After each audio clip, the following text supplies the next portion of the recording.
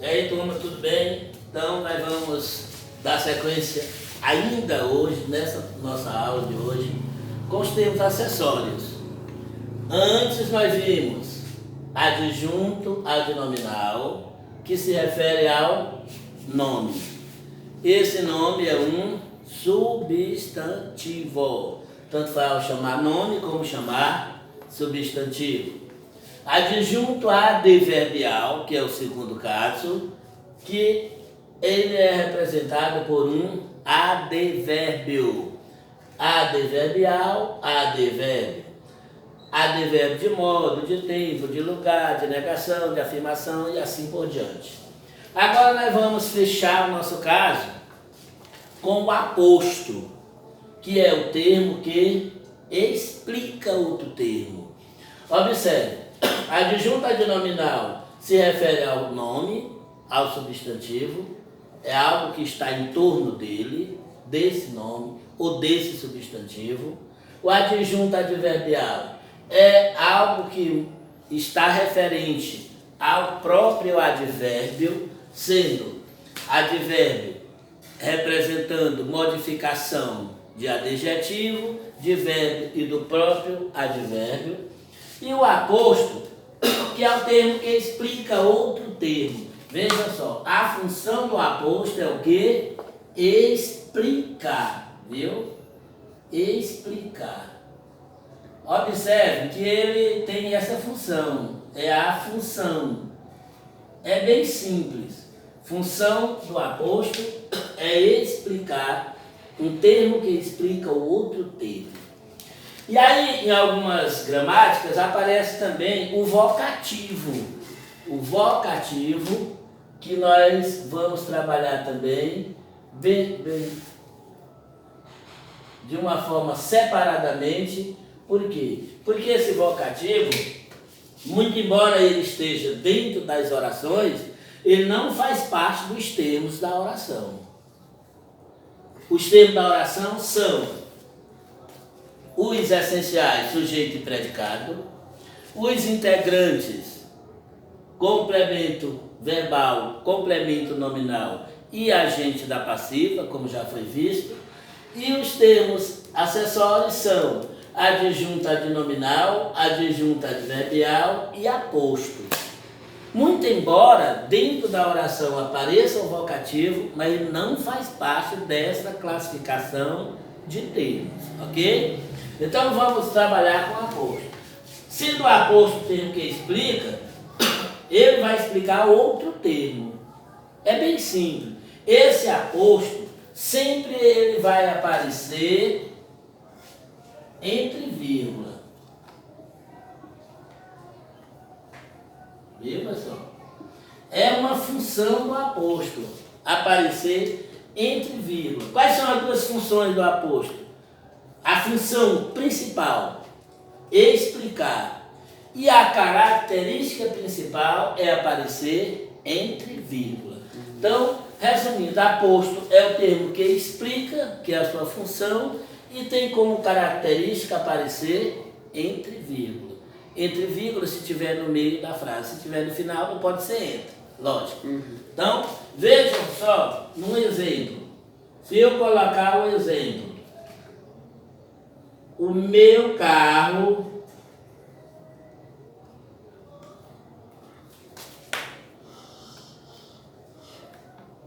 um Fiat azul é novo. Observem só, o meu carro um Fiat azul é novo. Esse aposto, pessoal, é bom que saibamos, ele pode ficar isento do escrito, do período, da frase, da oração. Isento quer dizer, ele pode ficar fora, não vai fazer nenhuma diferença. Ele está como função principal somente para explicar. Observe no exemplo, o meu carro é novo. Então vejam só, o meu carro é novo. Eu disse que o meu carro é novo. Mas alguém queria saber que tipo é teu carro. Antes que alguém me pergunte, eu vou explicar logo que tipo é meu carro, qual é a marca do meu carro. Um Fiat. Então isso aqui é um aposto. Eu estou explicando justamente qual é a marca do meu carro e qual é a cor deste meu carro. Então vejam só, quando eu disse esse termo aqui, que nós vamos chamar de aposto, ele não vai fazer diferença, não vai fazer falta na oração. Ele está justamente na função de explicar, ok? E observem só, esse aposto ele aparece sem verbo, é uma frase nominal, não tem verbo, porque quando ele pedir verbo, aí ele deixa de ser um aposto, ele vai ser uma oração intercalada, que dentro lá nosso uso da vírgula que nós vamos trabalhar, nós vamos ver essa questão, oração intercalada. É que também fica entre vírgula, mas é uma oração, ok? Então o aposto é desta natureza, ele simplesmente aparece com a função de explicar. Vejam só, se eu disser assim,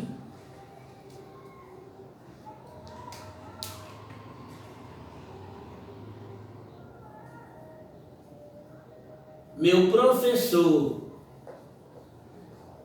aí eu vou dizer o nome do professor. Esse nome do professor é que eu vou chamar de aposto. Porque se eu falar meu professor, alguém vai saber qual é o professor, ou qual é o nome do professor. Aí eu digo assim, o meu professor, vou botar eu aqui para aparecer, Paulo Rogério, faltou hoje.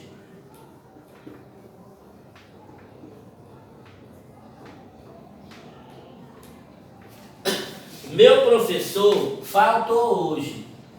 Quem foi que faltou hoje? O meu professor. Então vejam só, eu digo, meu professor faltou hoje.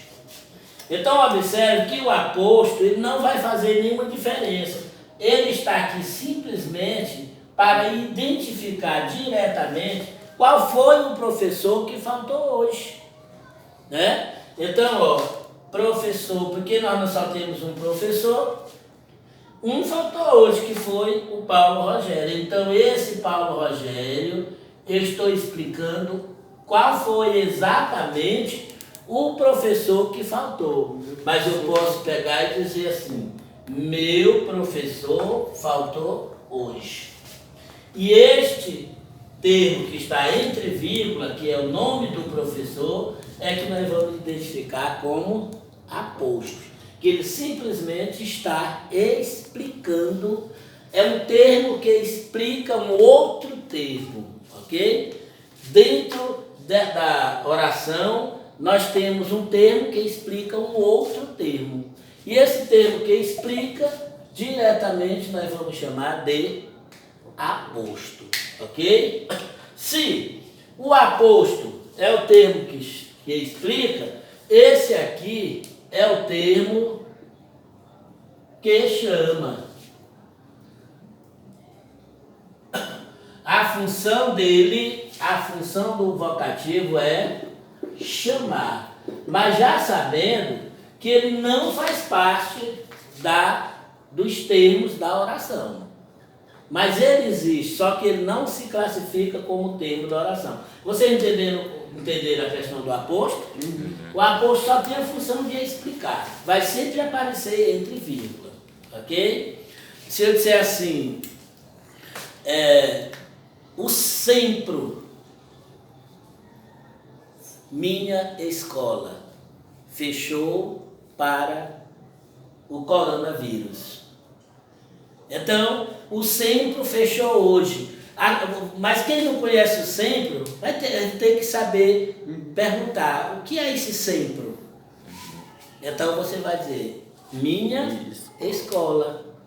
o meu curso de formação para redação, para a língua portuguesa. Então, essa parte que explica alguma coisa sobre o sempre é que nós vamos chamar de aposto. Eu digo, o sempre, vírgula, minha escola, vírgula, fechou por causa do coronavírus. Então, esse minha escola está explicando alguma coisa sobre a sigla, o sempre. Sempre é uma sigla, né? Sempre, né? Sempre é uma sigla. Então, o que eu vou fechar aqui entre vírgula é uma explicação sobre a sigla, minha escola. Então, essa minha escola é a explicação, é o termo que explica, então eu vou chamar de aposto, ok?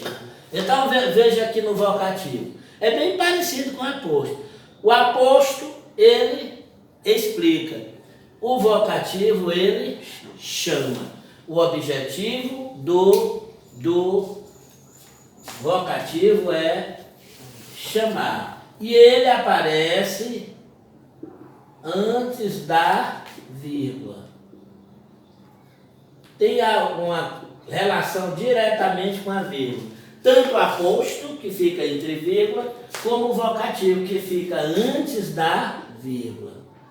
Vejam só. Ele serve para chamar. Lá na morfologia nós vamos chamar esse vocativo de quê? De interjeição. Não é isso? Interjeição é, lá na morfologia, morfologicamente é o termo que serve para chamar. É o termo que chama. E o vocativo, ele está dentro dessa categoria, só que sintaticamente. Lembrando que ele não faz parte dos termos oracionais, ok? Mas vamos lá. Se eu disser assim,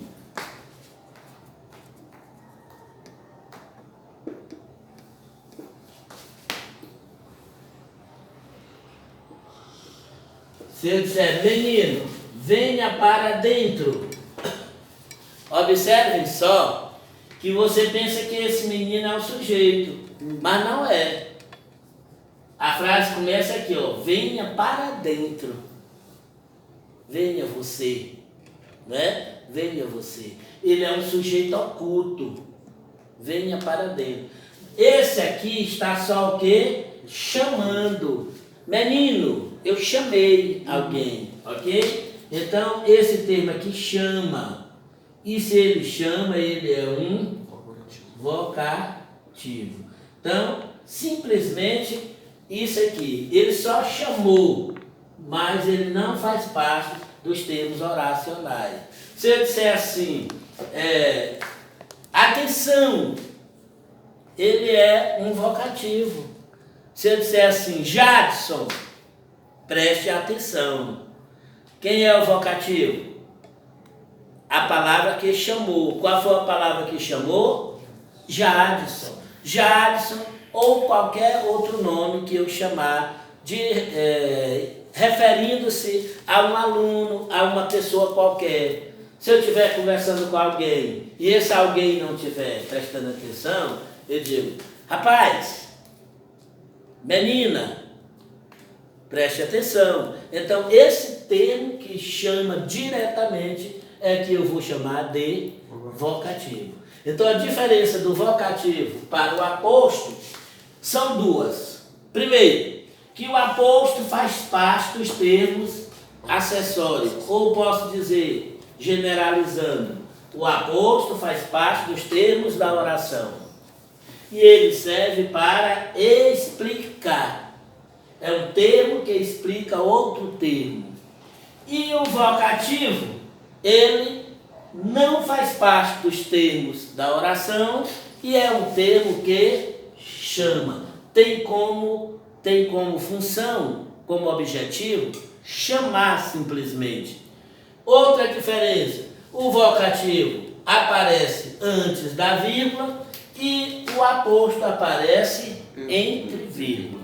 Mas a diferença principal é que aposto faz parte dos termo acessório da oração.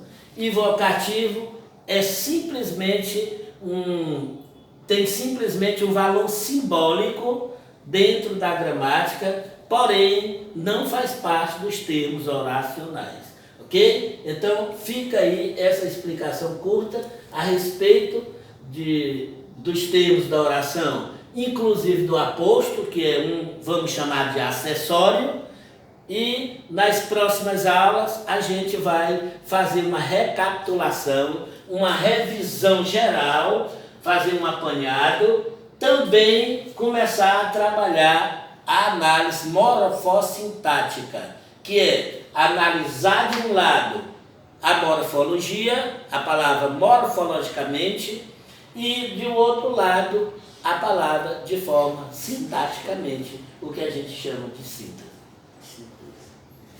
Ok?